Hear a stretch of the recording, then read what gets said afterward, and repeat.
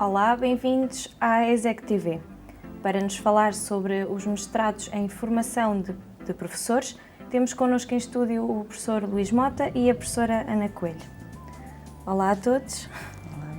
Olá, o que é que estes mestrados têm para oferecer aos estudantes que terminaram uma licenciatura nesta área, professora Ana?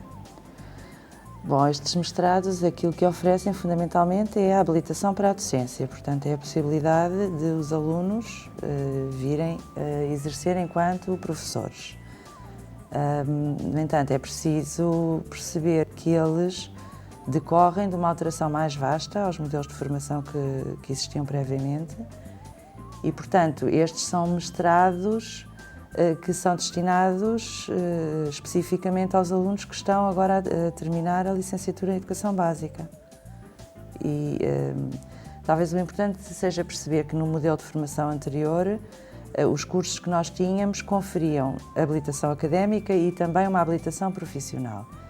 Neste momento, essa habilitação é diferenciada, portanto, no primeiro ciclo, na licenciatura em Educação Básica, os alunos adquirem uma habilitação académica, mas só adquirem a habilitação profissional através destes mestrados, portanto, formações de segundo ciclo na área de formação de professores.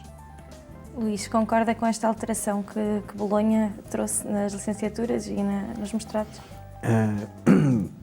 Houve opções que foram tomadas e, portanto, não se trata propriamente até de concordar ou não concordar, porque antes de nós vermos a execução prática e os resultados da própria alteração à formação, é sempre cedo para estar a avaliar essa própria alteração e, portanto, é uma alteração legítima que, em certo sentido, nos aproxima de alguns países europeus, porque a formação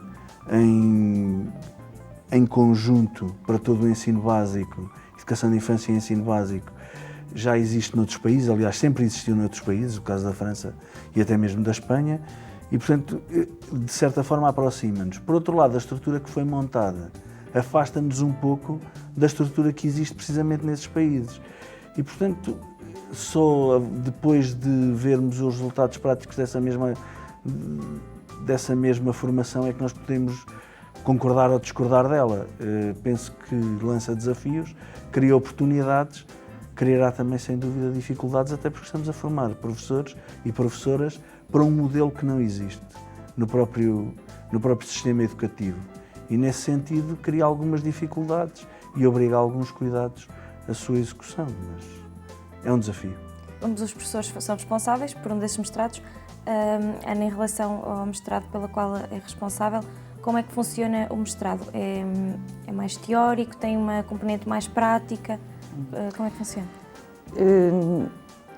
O mestrado em Educação Pré-Escolar, como aliás os restantes mestrados, é preciso dizer que estes cursos decorrem de uma legislação que saiu, penso que em 2007, que estabeleceu um novo regime jurídico de habilitação para a docência. E, portanto, esse diploma, de alguma forma, enquadrou a construção curricular, quer do plano de estudos da licenciatura em Educação Básica, quer de cada um destes mestrados.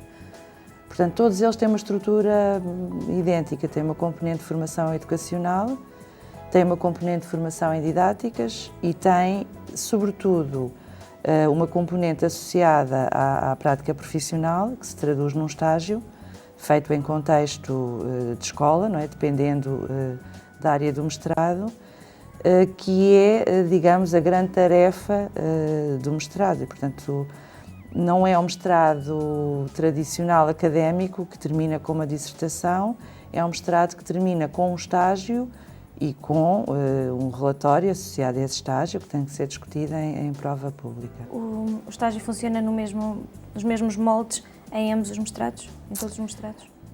Não, porque aqueles que profissionalizam para 2 ciclos, como é o caso da educação pré-escolar e primeiro ciclo, ou do que profissionaliza para primeiro e segundo ciclo, têm uma estrutura diferente, não é? E os alunos têm que fazer 2 estágios, que naturalmente terão que ser articulados, mas são sempre 2 estágios diferentes, em 2 contextos diferentes. Luís, estamos no nosso país atualmente há um grande problema na área dos professores. parece que há muito pouco emprego. Concorda com com tanta formação em área de professores existentes aqui na ESEC? A questão coloca-se, há duas formas de resolver o problema. Ou deixar que o mercado resolva o problema do emprego, ou o Estado ter uma intervenção direta sobre a própria formação.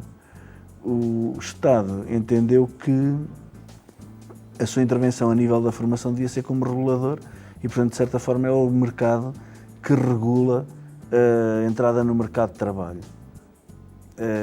Decorrem daqui opções políticas e, como professor, não sou eu que tenho que as tomar, felizmente.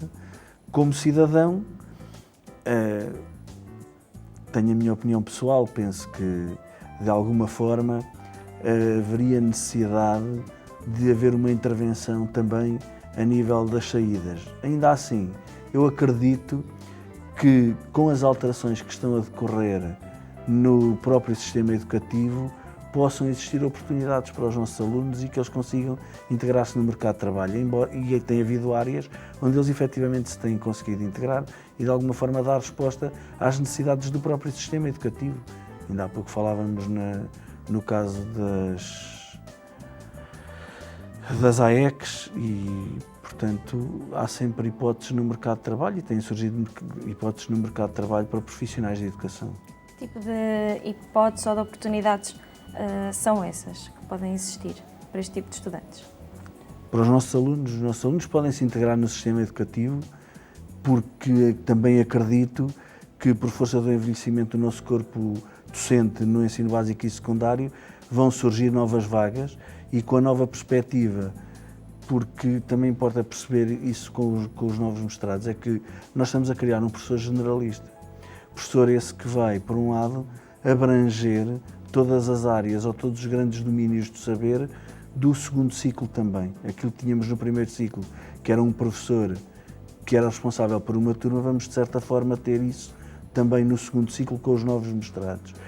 E isso, de algum modo, penso que contribuirá também para que haja a possibilidade dos nossos alunos terem acesso ao mercado de trabalho. Mas eu gostava de acrescentar. Pode acrescentar. Eu penso que é preciso ver com prudência um bocadinho esta ideia de que a escola faz formação de professores em excesso, porque entendo que isso não corresponde exatamente à verdade. A escola tem apreciado e tomado decisões sobre quais os cursos que encerra e quais aqueles em que persiste, em função também da indicação que tem sobre a empregabilidade dos alunos. E nós temos níveis elevados de empregabilidade, nomeadamente na área da educação pré-escolar. É preciso dizer também que o tal diploma de que eu lhe falei também estabelece que, no caso da formação de professores, para além da abertura de vagas decidida pelo Ministério que nos tutela, o Ministério do Ensino Superior, da Ciência e Ensino Superior, é preciso que seja obtido um parecer junto do Ministério da Educação. Portanto, as vagas, os cursos são abertos também com base num parecer do Ministério da Educação e não é exatamente verdade que haja excesso de formação de professores.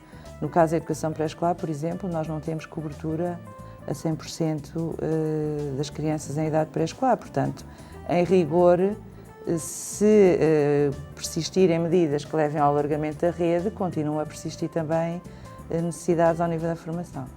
Obrigada, Ana Coelho. Obrigado, Luís Mota, pela vossa presença aqui.